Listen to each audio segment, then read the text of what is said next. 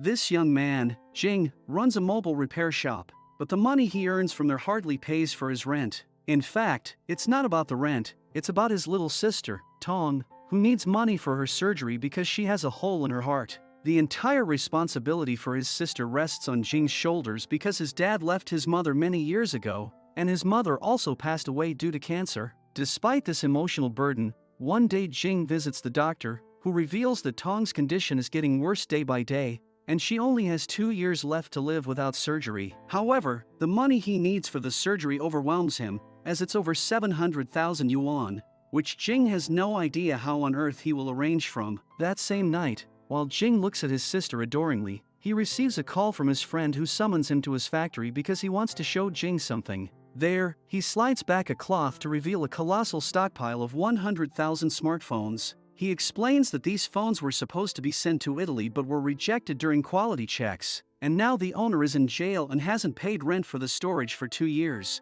These phones are just taking up space and collecting dust. He offers to sell all the phones to Jing for 100,000 yuan, which Jing can repair and resell at higher prices. Jing considers the offer but doesn't have enough money to buy the entire stock, so he buys just one phone before returning home. He spends the entire night carefully repairing the phone and manages to turn it on by morning. Determined, Jing visits the bank the next day and secures a loan to acquire the entire stock of phones. Afterward, he goes to an electronic market in China where he signs a deal with a refurbished phone dealer to sell his phones. When Jing calculates the profit from this deal, he is shocked to realize the profit he will make by selling 100,000 phones is almost 1,000,000 yuan, which is more than enough for Jing to pay for his sister's surgery. Jing becomes very happy and excitedly picks up his sister from school because he feels that all his problems are about to be solved. But as you know, life has a habit of giving bad surprises. Jing experiences one such unpleasant surprise when 2 weeks later the Chinese government imposes a ban on the sales of refurbished smartphones due to the increasing e-waste. Jing angrily confronts the dealer, reminding him of their contract to buy all his smartphones,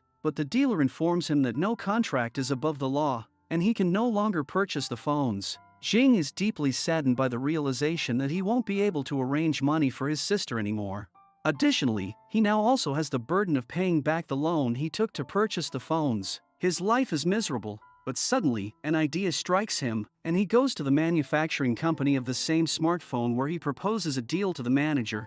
Jing will sell them the parts of the smartphones at cheaper prices, which the company can use in their refurbished phones for sale in international markets. However, the manager tells him that it's not possible because removing the parts from the phones could lead to defects, causing them to fail quality control. Jing assures him that he can safely remove all the parts, ensuring they will still pass quality control. The manager was clearly not interested in Jing, so to avoid him, he loosely suggests that Jing send the parts for quality control testing and inform him when the report comes before leaving. Afterward, Jing works hard for several days to safely remove every important part of the phone and sends them for quality control. Fortunately, all the parts pass the quality checks, and Jing immediately takes the report to the manager, requesting him to sign a deal with him. The manager tells him that he never said he would buy the parts, he only asked Jing to inform him if they passed quality control. Jing becomes angrily saddened to hear this, but he doesn't give up. He approaches the company's owner, Zhang, and asks for just 10 minutes of his time.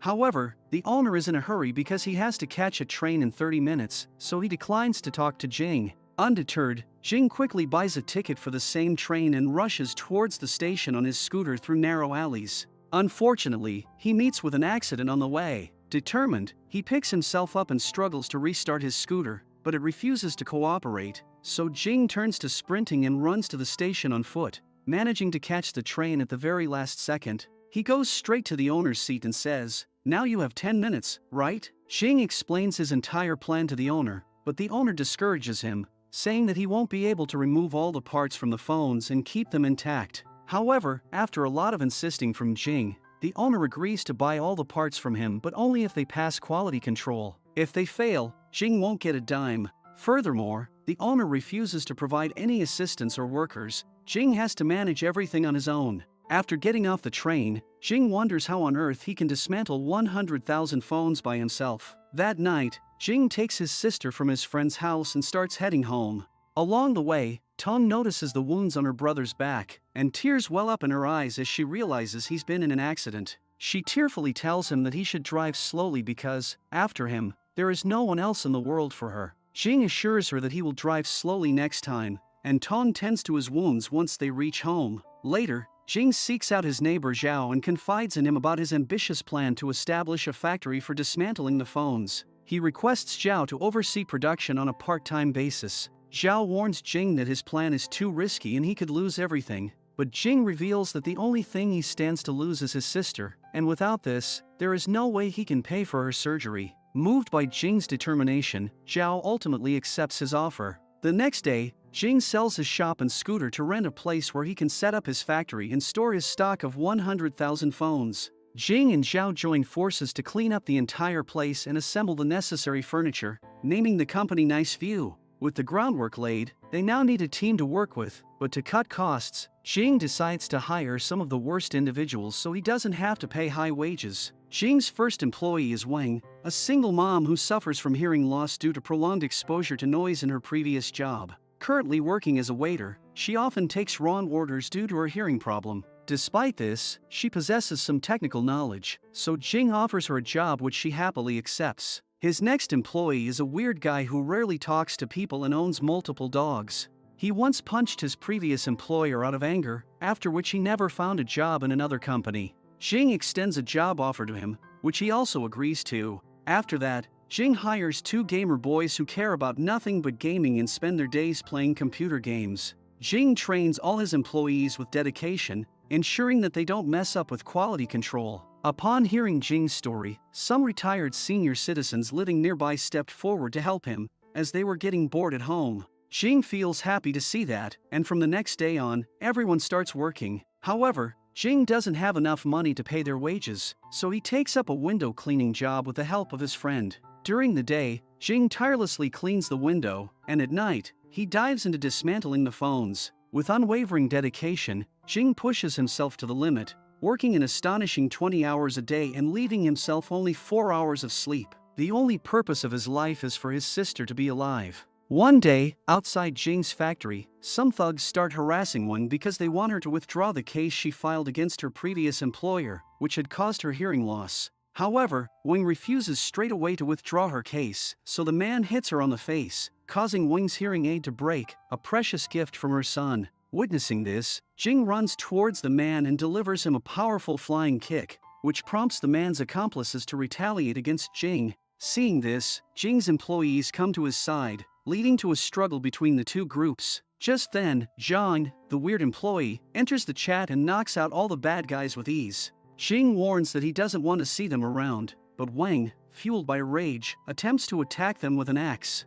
Jing and the other employees try to stop her, and Jing assures Wang that he can fix her hearing aid, which calms her down. A few days later, one of Jing's employees gets married, and Jing takes to the stage to deliver a heartfelt speech in honor of the newlyweds. Later, while bonding over drinks, Zhao asks Jing if he has any plans for himself, but Jing reveals that all he wants in life is to see her sister grow. However, Jing's troubles don't end there. After the party, when he returns home with his sister, he finds a note from the landlord at the door, stating that he must pay his 4 months due rent to open the door. Jing attempts to open the door with his key, but the landlord has changed the lock. Jing tries to convince the landlord over the phone, but he denies opening the door. Now Jing doesn't know where to go with his sister at this late hour, so he takes her to Zhao's house to spend the night. Feeling frustrated and desperate, Jing goes to confront his friend who sold him the stock of mobile phones because he owes Jing 2,000 yuan, which he hasn't paid for months. Jing delivers him punches before collecting every penny he has from his house. The next day, Jing arranges for himself and his sister to stay in his factory because he doesn't want to burden Zhao any further.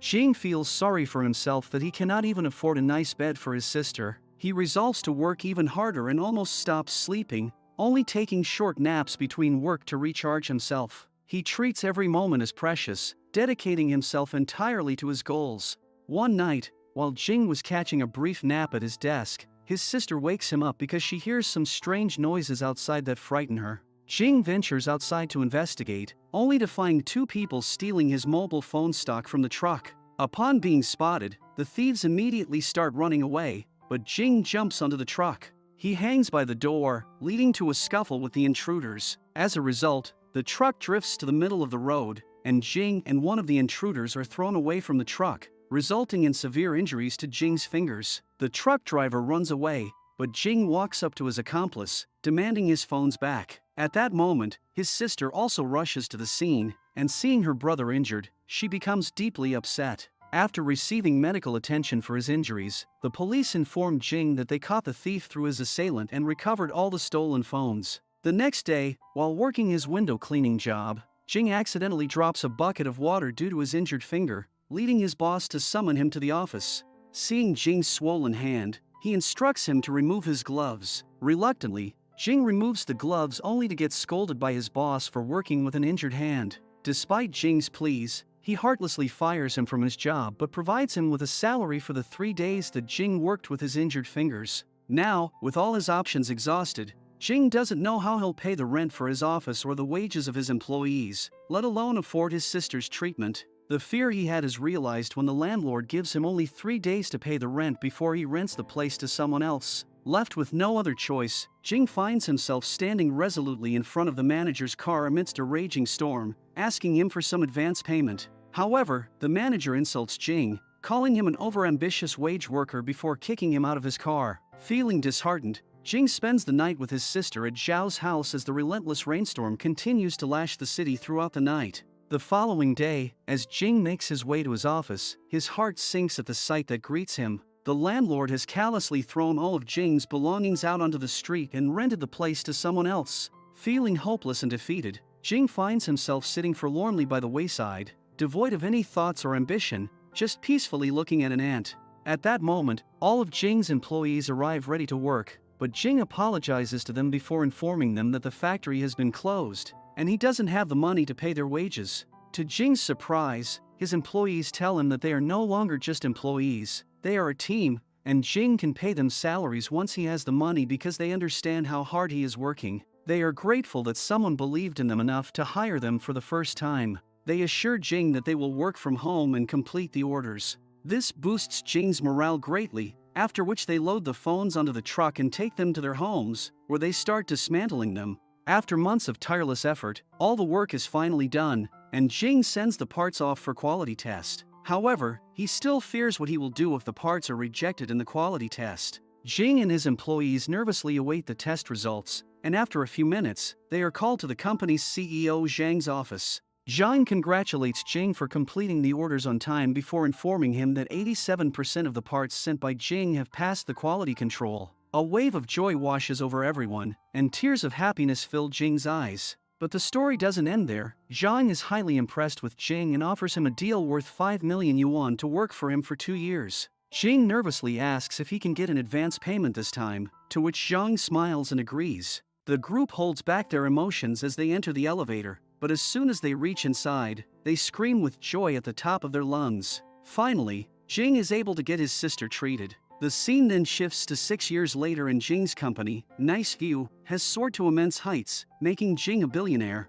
Today he can be seen on stage launching a new product for his company, with all his old employees, who have also become quite wealthy like Jing, present at the event. Subscribe to the channel if you think Jing deserves what he got. See you in the next video. Till then, take care and goodbye.